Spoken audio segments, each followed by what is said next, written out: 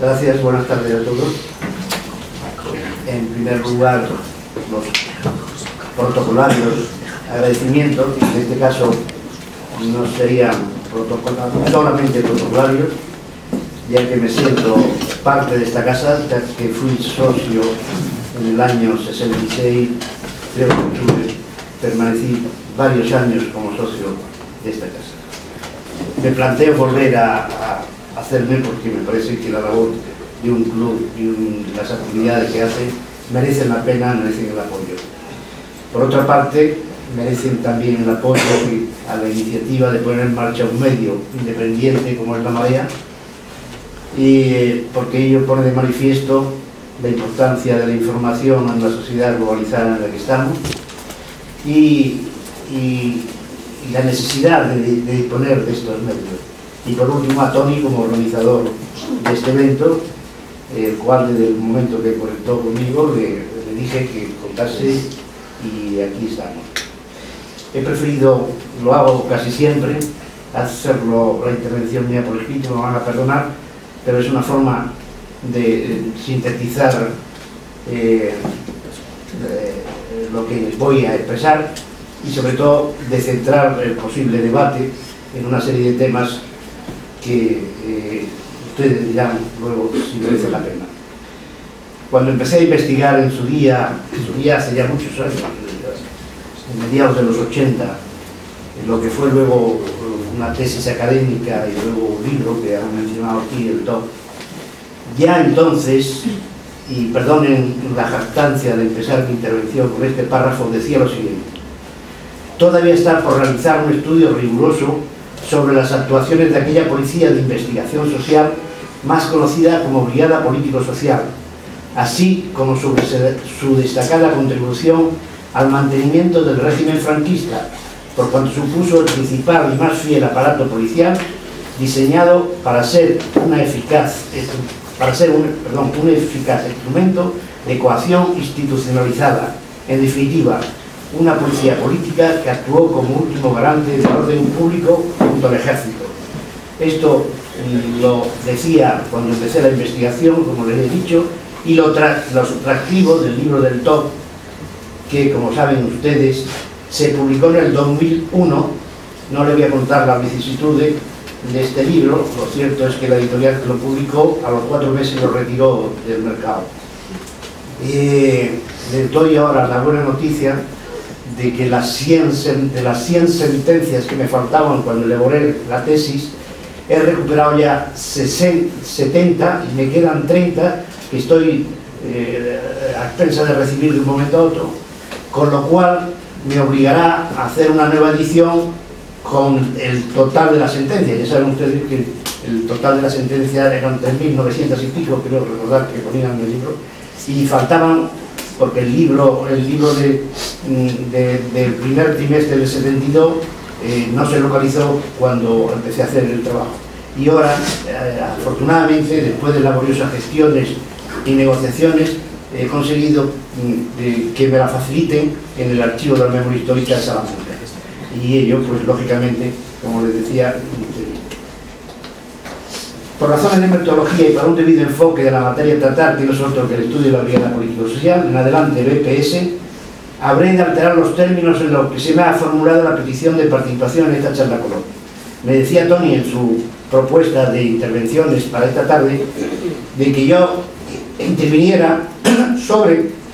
cómo el Tribunal de Orden Público, el TOP, sirvió para legitimar la práctica de la BPS. Yo creo que esa oferta de Tony no está elaborada correctamente, perdón por la sinceridad, y creo que había que sentar como principio que la Brigada Político-Social como policía política del franquismo justificó y avaló desde los inicios de la guerra civil y a la finalización de la misma la existencia y funcionamiento de todas las jurisdicciones y tribunales excepcionales y especiales que reprimieron a los que supusieron a la dictadura. En primer lugar, la jurisdicción de guerra, que como bien saben ustedes, funcionó desde julio del 36 a noviembre del 75. La de responsabilidades políticas, de enero del 39 hasta mayo de 1945. La de masonería y comunismo, febrero del 40 a diciembre del 63. La de jurisdicción de orden público, diciembre del 63 a enero del 77. O sea, que la Brigada Político-Social, como ahora voy a tratar de explicarle a ustedes, fue una de las instituciones claves del franquismo y se creó de forma y manera, puede decirse que la Brigada Político-Social fue una institución creada ex novo por los militares sublevados para defender el nuevo Estado, de los denominados enemigos republicanos de todo signo y condición política, esta es, la España vencida, y que continuó y perduró durante 40 años, persiguiendo a toda la oposición política, pero en el último tercio del 62-75, fundamentalmente obreros, estudiantes y nacionalistas, hasta la finalización por muerte natural del dictador. Se adaptó la policía y acopló durante la transición en Policía Nacional de la Monarquía Parlamentaria, que esto daría pie a otro mesa redonda de cómo se transformó la policía en general y la Brigada Político-Social al servicio del nuevo Estado, la monarquía coronada.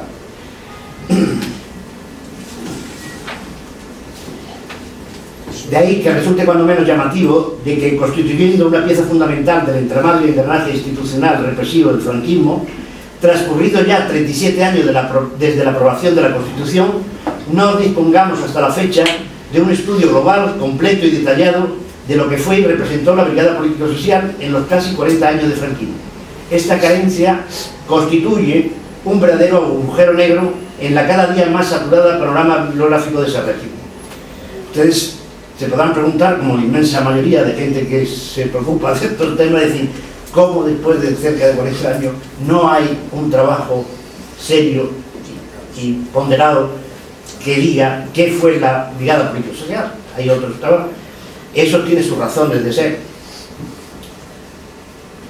No deja de ser paradójico y al mismo tiempo representativo de cómo se fraguó por los poderes fácticos de la dictadura franquista, la monarquía, el ejército, la iglesia, la banca, la oligarquía empresarial y los amigos americanos y alemanes, y las cúpulas de los partidos políticos, el denominado pacto de silencio.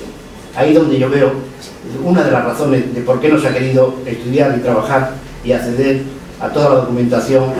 que conllevaría el hacer el estudio de la Brigada. Todo ello, para seguir la vieja práctica del axioma del noble italiano Lampedusa, es necesario que algo cambie para que todo sea igual, para restaurar el bipartidismo de alternancia en el poder que estuvo vigente gran parte del siglo XIX y principio del XX en este país. Sin embargo, aquí en España es y constituye un tema escasamente transitado por historiadores, profesionales e investigadores que recientemente se han puesto de cierta actualidad por la decisión adoptada por la jueza argentina de procesar a dos miembros de dos de las instituciones más represivas del franquismo, la Brigada Político-Social y la Guardia Civil, como acaban de decir el periodista que acaba de intervenir. Ello, pese a que la Brigada Político-Social actuó casi completa impunidad dentro del Estado, habilitada con facultades absolutas y discrecionales en el ejercicio de sus amplias funciones y no precisaba rendir cuenta de sus actividades a ninguna instancia jurisdiccional. He hecho un apartado, una pequeña reseña histórica, dada la escasez de datos que hay, como le he dicho anteriormente, y solamente hay un estudio hecho por un catedrático, José Luis Rodríguez Jiménez, catedrático de la Universidad del Rey Juan Carlos, que plasmó en una colaboración que presentó a un congreso muy importante que se celebró en Barcelona en el año 2003 sobre los campos de concentración durante la Guerra Civil del franquismo. Con el título de ese artículo se llamaba Teoría de la conspiración y los orígenes de la policía política, donde esbozaba una serie de datos que voy a transcribir sucintamente aquí. En octubre de 1936, mediante una orden circular de ese mismo mes, los militares sublevados vinieron a regular la aportación voluntaria de personal civil a las comisarías de la policía en los días posteriores al golpe de Estado, de forma y manera que quienes habían realizado labores auxiliares podían aspirar a ser nombrados auxiliares honorarios de la autoridad y voluntarios del Cuerpo de Investigación y Vigilancia, Policía Secreta, comisiones preventivas según legislación anterior a la llegada de la República y especializada lucha antiterrorista. Tengo una tendencia a ir deprisa y saltarme cosas, pero característica fundamental desde los inicios de su actuaciones, los servicios de policía estuvieron siempre bajo las órdenes de las autoridades militares y de esa condición fueron los responsables designados para el mando de las diversas unidades brigadas. Aquí quisiera intercalar un dato que resulta esclarecedor, que salvo el primer director general de seguridad, que fue Escrivá de Romaní, el resto, los 6 siguientes directores generales de seguridad, que no menciono los nombres, fueron miembros generales del ejército. La Jefatura Superior de Policía, cuya misión era la de coordinar y cohesionar los servicios, pasó a denominarse en octubre del 37 Jefatura de Seguridad Interior, Orden Público e Inspección de Fronteras, en la que estaban comprendidos los servicios de orden, de policía, investigación, vigilancia, seguridad y asalto, Guardia Civil y el personal Fuerza de Fronteras. En noviembre del 37, el gabinete diplomático del cuartel general del Generalísimo solicitó a la embajada alemana el envío de una comisión de expertos, abro comillas, para instruir a la policía española en sus métodos y procedimientos en la lucha común, cierro comillas. Comisión que llegó a Valladolid inmediatamente a finales de dicho año, estamos hablando de diciembre del 37, encabezada por un alto jefe de la SS, Jos, e integrada por especialistas en administración policial, policía política y policía criminal. En enero del 38, cuando Franco formó su primer gobierno, suprimiendo la junta técnica que le precedía, aparece un Ministerio de Orden Público, designándose para dicha cartera al conocido y célebre general Martínez Anido. Algún día habrá que escribir la historia de los más miserables de este país en la represión, y este hombre será uno de los que figure con merecido mérito, quien había participado en las campañas de Filipinas y norte de Marruecos y desempeñado los cargos de gobernador civil y civil de Barcelona, en los tiempos de la Semana Trágica, tiempos en los que se institucionalizó la llamada Ley de Fugas, y fue también ministro de Gobernación con Primo de Rivera. A mediados de dicho año se firmó con la Alemania nazi un acuerdo de cooperación policial, lo que representó el ingreso de la policía franquista en la órbita del ominoso sistema de policías nazi, y en el que se establecía que ambas policías se facilitarían mutuamente información sobre experiencias generales y detalles respecto al comunismo, anarquismo y emigración y demás actividades peligrosas para el Estado. Ya finalizada la contienda, en agosto del 39, se crea una Dirección General de Seguridad, a cuyo frente se designa a José Finat y Escrivá de Romaní, que había sido desempeñado el cargo de delegado nacional del Servicio de Información e Investigación de Fez y Gijón, persona muy próxima al ministro de Gobernación, que era Ramón Serrano. La colaboración entre la policía española y las autoridades nazis aumentó tras un viaje que hizo Serrano Suña a Berlín en septiembre de 1940, donde se entrevistó con su homólogo Heinrich Himmler, jefe de los servicios de seguridad del partido nazi y de la policía alemana, aprovechando para visitar las instalaciones de la SS y las oficinas centrales de la Policía de Investigación Criminal para conocer de primera mano los métodos nazis para el control de la población. En octubre, Himmler devolvió la visita y vino visitando varias ciudades españolas: San Sebastián, Burgos, Madrid, Barcelona. En Madrid fue recibido por Franco, dispensándose en todos los sitios calurosos recibimientos, porque así lo interesaron las autoridades españolas, como si un jefe de Estado se tratase. En la cena de despedida, ofrecida en el Hotel Ritz de esta capital, el 22 de octubre del 40, el conde, el que entonces era alcalde, el conde Mayalde, pronunció palabras de agradecimiento por las ayudas recibidas durante la pasada contienda. Y entre su discurso, abro comillas, cuando durante 3 años luchamos para salvar la civilización y la vida de la patria amenazada, no olvidaremos nunca que ante la unánime incomprensión solo 2 pueblos nos tendieron la mano, fraternalmente, y 2 hombres pusieron el formidable aparato de prestigio y de su poder, a nuestro lado. La Falange nunca olvidará estos 2 nombres, Adolf Hitler y Benito Mussolini. Esto para los señores que opinan de que los rojos eran los que estaban supeditados a fuerzas exteriores. La ley de 8 de marzo del 41 reestructuró el cuerpo de policía, dotando a los servicios de vigilancia y seguridad una nueva organización interna,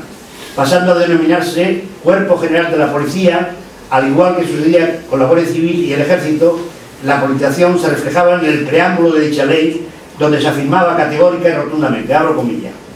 algunos de los medios que contribuían hasta la presente a la seguridad de la nación en su lucha contra la delincuencia en general y especialmente en el orden político, no responden debidamente a aquel propósito, ya que sus órganos de policía, imbuidos de apoliticismo propio de sistemas que presenciaban impasible su proceso de descomposición, no pueden servir para su defensa frente a los grandes peligros interiores y exteriores. Cierro comillas. Con ello se evidenciaba la existencia de una policía política como un requisito fundamental e imprescindible para el funcionamiento del modelo del Estado autoritario bajo la influencia falangista y en pleno auge de los regímenes nazis y fascistas que se impuso en aquellos momentos. Quiero hacer un exordio porque me parece que me lo he pasado, pero creo que es importante que cuando he hecho referencia a que aquí en este país no se ha hecho ningún trabajo sobre la realidad política social, todos ustedes podrán encontrar en las librerías, en las bibliotecas, tomos sobre las distintas policías políticas de distintos regímenes, tanto democráticos como autoritarios, lo diré, de la CIA americana, de la KGB soviética, de la Stasi, que, como sabrán, era la policía política de la llamada Alemania Democrática, de la que los medios españoles se han volcado en ella, entre otras cosas, porque han abierto los archivos y han tenido posibilidad de tener información. Para no ser prolijo, el domingo de la pasada semana, en el suplemento de un periódico diario que se llama El País, lo voy a decir, porque lo tengo aquí delante, venía un reportaje sobre, se llamaba El portfolio secreto de la Stasi. Bueno, entonces resulta que dan aquí unos datos que son escalofriantes, pueden ser verdad o no pueden ser, pero hay que dar una presunción de veracidad, pero lo cierto es que se dan una serie de datos como que se han localizado 2 millones de fotos, que dicen que fueron sacados por los cerca de 90.000 empleados de la Stasi, pone, califica gente, reconocido o no, eran la punta de un iceberg de casi 200.000 informantes y colaboradores cuyos salida a flote en 1989 conmocionó a muchos de los 17 millones de alemanes. Bien, pues esta minuciosidad y detalle con respecto a policías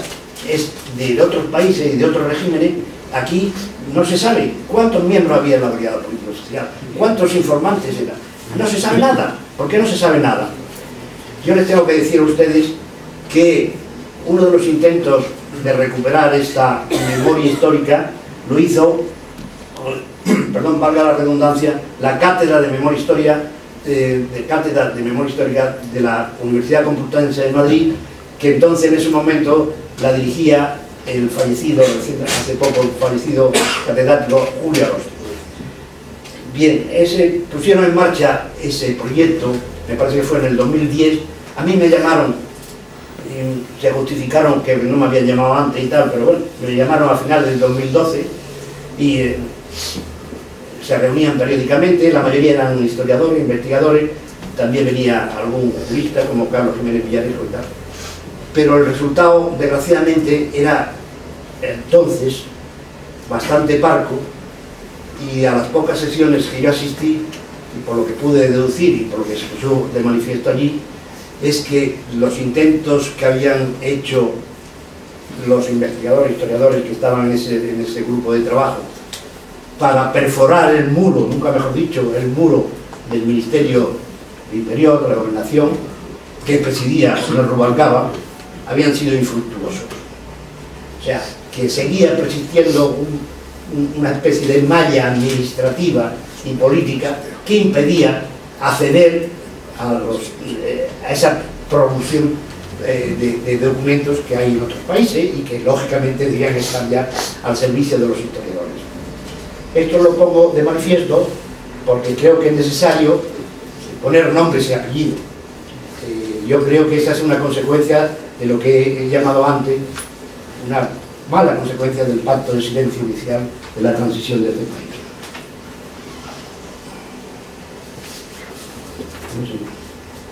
Bien.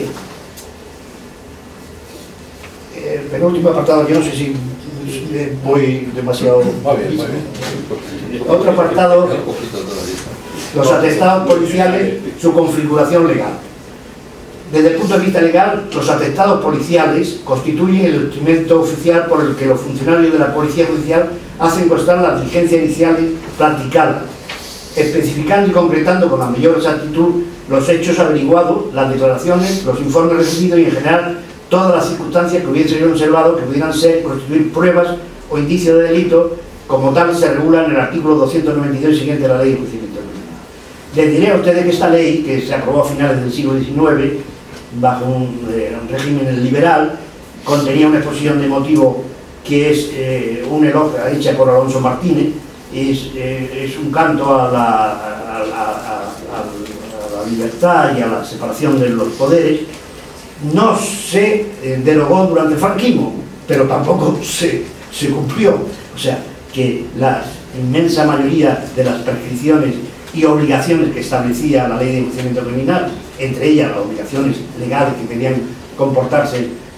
los funcionarios de policía, no se cumplieron.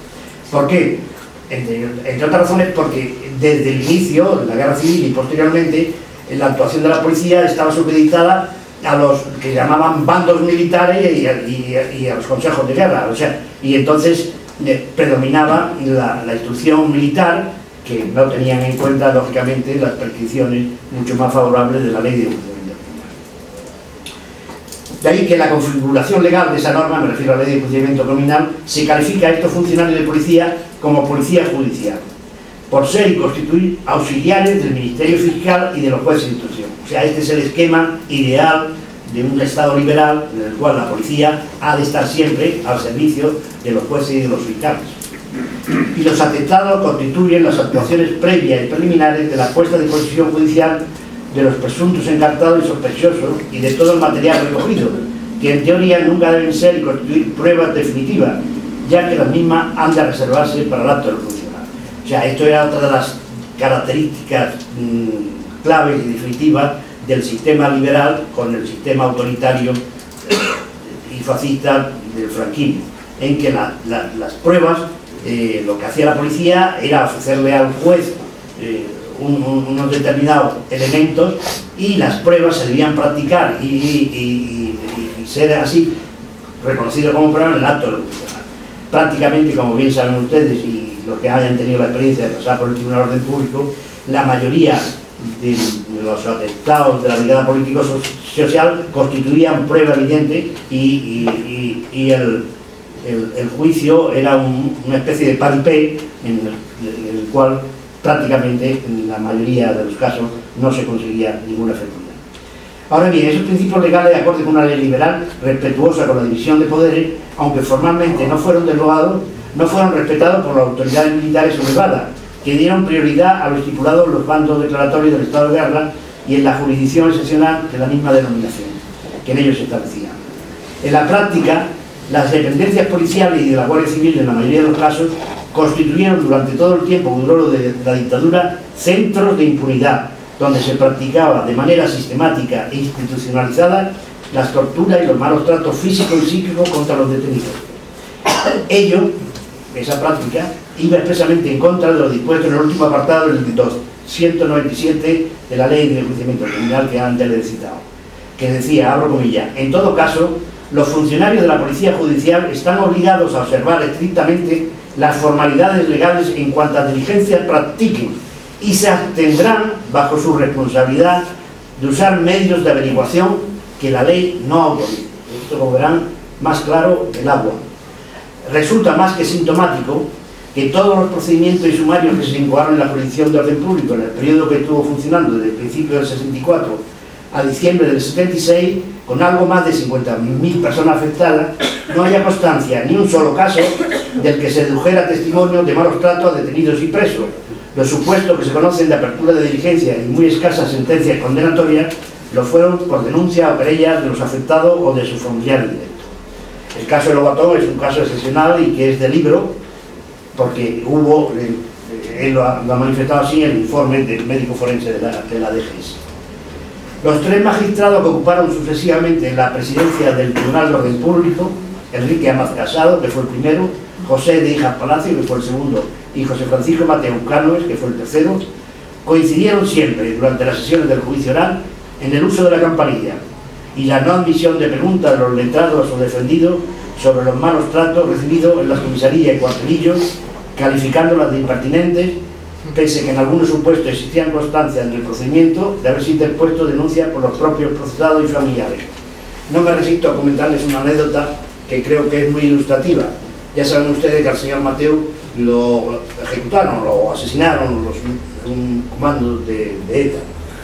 El cuerpo de Mateu lo llevaron a la sala de pleno del Tribunal Supremo y entonces, bueno, la agrupación de abogados del PC, pues decidimos que debíamos comparecer allí, hacer acto de presencia y bueno, yo estaba entonces, me parece que era en el comité de organización de la agrupación que se llamaba, la agrupación de abogados de educación, y fuimos. Yo personalmente le di el pésame a su viuda, le dije que era abogado, y además abogado condenado en 2 ocasiones por su marido, lo cual a la señora, ay, lo siento muchísimo y tal. Quiero poner de manifiesto que la diferencia ideológica no conlleva el compartir determinado método y tal, y bueno, y como se pueden figurar ustedes, había un ambiente de una tensión enorme, porque estaban la jauría del Supremo, poco más o menos, y la gente de ultraderecha, y entre los abogados había una persona que lo conozca, el conde, don Francisco Martín Aguilera el conde, que era un conde carlista, pero que había evolucionado y se había hecho progre y participaba en todas las acciones demócratas dentro del colegio,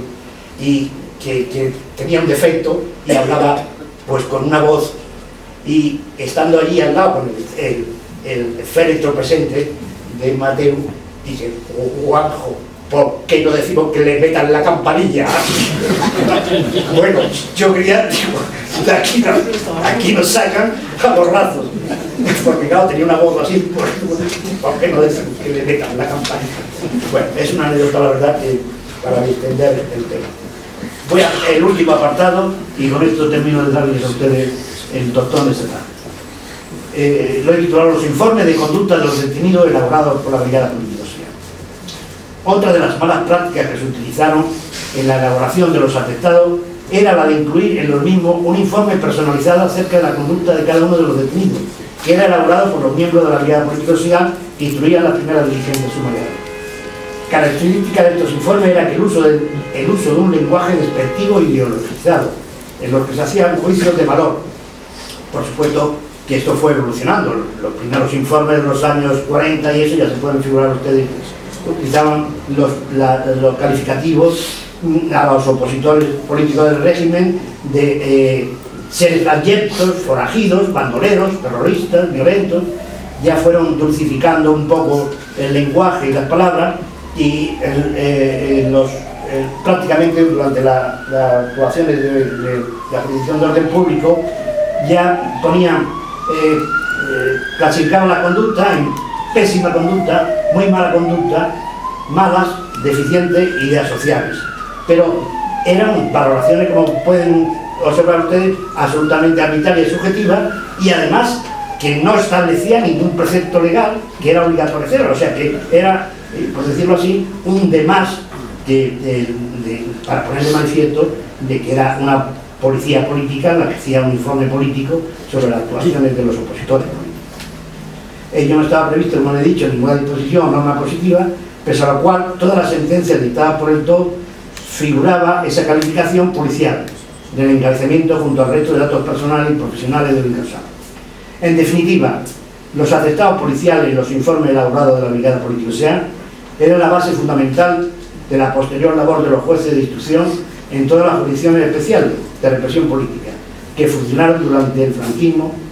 de los posteriores escritos de calificación de los fiscales y, por último, transcritos sus criterios en la mayoría de los casos en la sentencia. O sea, con esto quiero poner de manifiesto que la importancia de los informes de la Brigada Político-Social era decisivo, porque esto era una cosa absolutamente encadenada. El informe de la Brigada Político-Social era asumido por el juez de instrucción, en el auto de procesamiento, después seguía el escrito de calificación fiscal, y después seguía el juicio, la calificación del fiscal y la sentencia. O sea que, como verán ustedes, prácticamente era un círculo que se cerraba desde el principio de la detención con la sentencia, pero lo que primaba era Luego me he dado cuenta de que me ha aparecido allí en el despacho un carpetazo que tenía miles de cosas sobre la Brigada Política. Le quiero simplemente, por si sale en el coloquio, ya lo he incorporado en un capítulo que ha publicado Comisiones Obreras sobre el 1001, el capítulo que le dedico yo a la cuestión, al 1001. En ese libro he revelado por primera vez un dato que tiene una importancia, yo creo, que fundamental, y es que el señor juez de orden público, uno de los primeros jueces de orden público, Jaime Mariscal de Gante, que tengo aquí la fotografía, una fotografía preciosa. Aquí es cuando estaba jurando con esos señores con las gafas negras que se recordaban al Pinochet de la época. Sí, que fue nombrado un cargo político en la Dirección General de Prensa, me parece. Bien, pues, como le decía, en este documento que he localizado en el archivo histórico, es un documento de la Brigada Político-Social fechado en Zaragoza el 6 de febrero del 54. Te lo enseño a ustedes, ya tendrán oportunidad, porque esto quizá sea un material que incorpore a la nueva publicación. Esto pone División de Investigación Social, 7ª Brigada Regional, para conocimiento del personal. El presente boletín, editado por nuestra división, es un resumen de la labor a realizar. Todo el personal de esta brigada se enterará de su contenido para tener perfecto conocimiento de las actividades contrarias al régimen. Las instrucciones recibidas de la superioridad, estamos hablando del 54, son muy severas respecto a la propagación de este boletín. Así que de ningún funcionario de esta brigada dará cuenta de él a nadie, entre comillas, aun cuando sea compañero de otro servicio, absteniéndose no solamente de este conocimiento, sino de hacer comentario alguno, menos aún a personas extrañas a la corporación. Los funcionarios de esta brigada firmarán a continuación su más exacto cumplimiento. Zaragoza, a 6 de febrero del 54. El comisario jefe firma tal páramo, en fin, una serie de... y aparece aquí Jaime Mariscal de Gante. O sea, que uno de los jueces de orden público fue miembro de la Brigada Político-Social, y esto es un documento que lo acredita como tal. Yo creo que bueno, se podría seguir hablando, y yo me he limitado a sintetizar lo que he entendido que podían ser los puntos más accesibles, sin entrar en muchos detalles de tipo jurídico, y creo, insisto, que es una labor que está por realizar, un estudio completo y globalizado de lo que fue la brigada. Y nada más, muchas gracias por la paciencia.